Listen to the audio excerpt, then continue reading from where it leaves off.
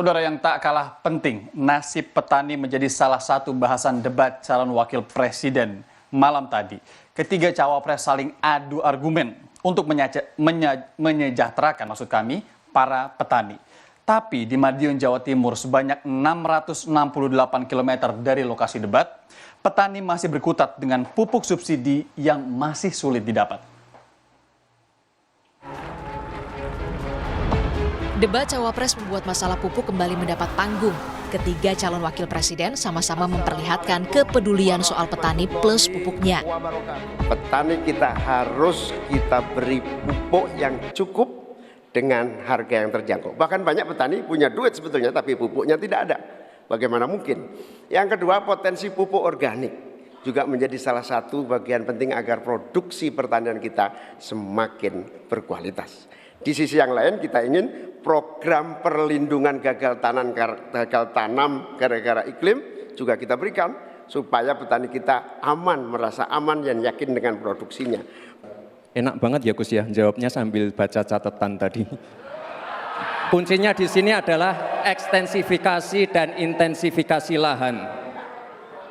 Kemarin tahun lalu kita sudah bangun pabrik pupuk di Fak-Fak. Kuncinya untuk meningkatkan produktivitas, ya kita harus genjot kawasan industri pupuk. Kita dekatkan pupuknya dengan lahan-lahan pertaniannya. Kuncinya pupuk. Saudara, sumber daya alam kita sangat kaya, tapi pangan belum berdaulat. Petani makin sedikit, lahan pertanian makin sedikit, tapi subsidi pupuk makin besar. Pasti ada yang salah. Petaninya sedikit, lahannya sedikit, kok subsidinya setiap tahun naik? Pasti ada yang salah. Tapi inilah yang terjadi 668 km dari lokasi debat semalam. Suwarto di Madiun, Jawa Timur masih harus putar otak agar tak kekurangan pupuk untuk tanaman padinya. Pupuk non-subsidi memang mudah didapat, tapi harganya cukup mahal. Ia bersama petani lain di Madiun terpaksa menggunakan pupuk non-subsidi demi keberlangsungan proses pertanian. Caranya pupuk yang subsidi itu dikurangi. Makanya kami sangat mencari solusi itu dari non-subsidi dan kompos.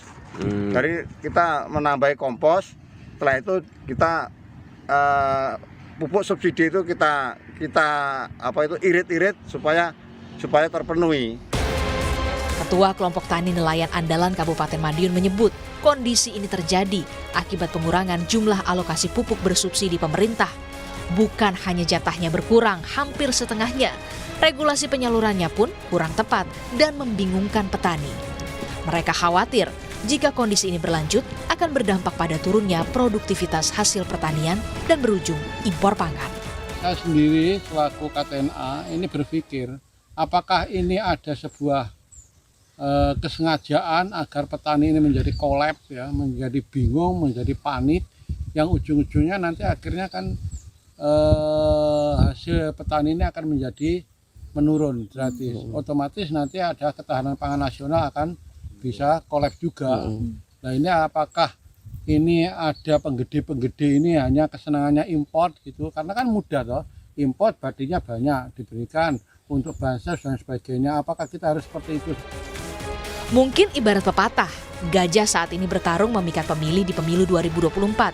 Gunakan hak suara dengan baik agar tak ada cerita pelanduk mati di tengah. Tim Liputan, Kompas TV. Saudara, kami jeda sejenak.